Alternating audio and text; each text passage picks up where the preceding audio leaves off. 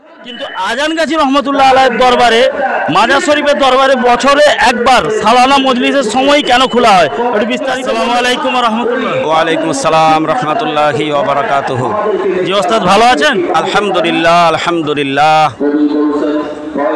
আজকে জামানার মজাদ্দের সুফি মুফতি আজানগাছি রহমতুল্লাহ আলাইহির দরবারে এসেছি, যেটা এসে দেখতে পেলাম যে মাজার শরীফ জিয়ারত হচ্ছে।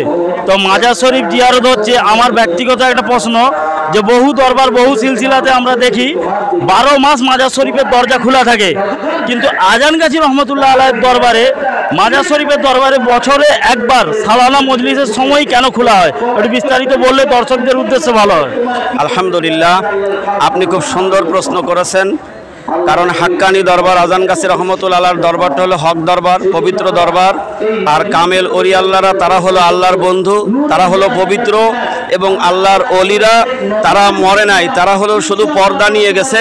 এই জন্য মাজার শরীফ পবিত্র এবং সেখানে অন্যান্য তরিকার মাজারের মতো এখানে খোলা হয় না। এই জন্য যে ওই বিভিন্ন মানুষ বিভিন্ন সময় আসবে, পাক না পাক হয়তো থাকবে না, এমন কিছু থাকবে। আর কামেল মুর্শিদ হজরত মাওলানা সুফি মুফতি আজানগাছি রহমতুল্লাহ আলাইহির এই মাজারটাকে বছরে একদিন খোলা হয়। আমাদেরকে এখানে 10 দিন নিয়ে এসে আমাদের পাক বানানো হয়, পবিত্র বানানো হয়।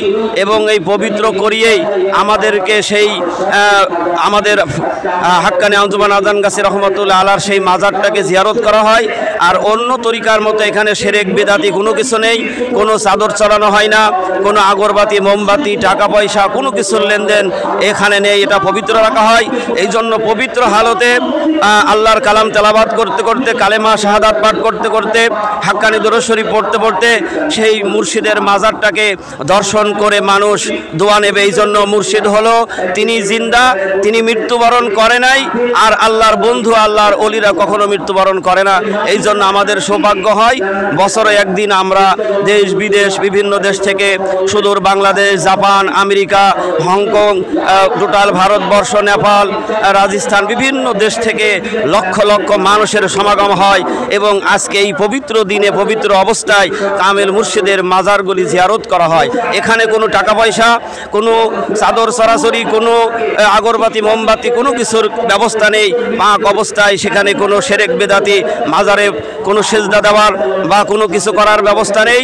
আল্লাহর রাসূল সাল্লাল্লাহু আলাইহি ওয়াসাল্লামের মাজার যেইভাবে শুধু চোখে দেখে জিয়ারত করে চলে যায়, হাক্কানি আঞ্জুমান আজানগাছি রহমতুল্লাহ আলাইহির আমার চার মুর্শিদের মাজার একই অবস্থায় তাসবিহ তাহলিল পাঠ করতে করতে চোখের দর্শন করে বলি আল্লাহ থেকে দোয়া নিয়ে সবাই বাহির হয়ে আসে। আলহামদুলিল্লাহ। জি, অসংখ্য ধন্যবাদ আপনাকে আমার প্রশ্নের উত্তর দেওয়ার জন্য।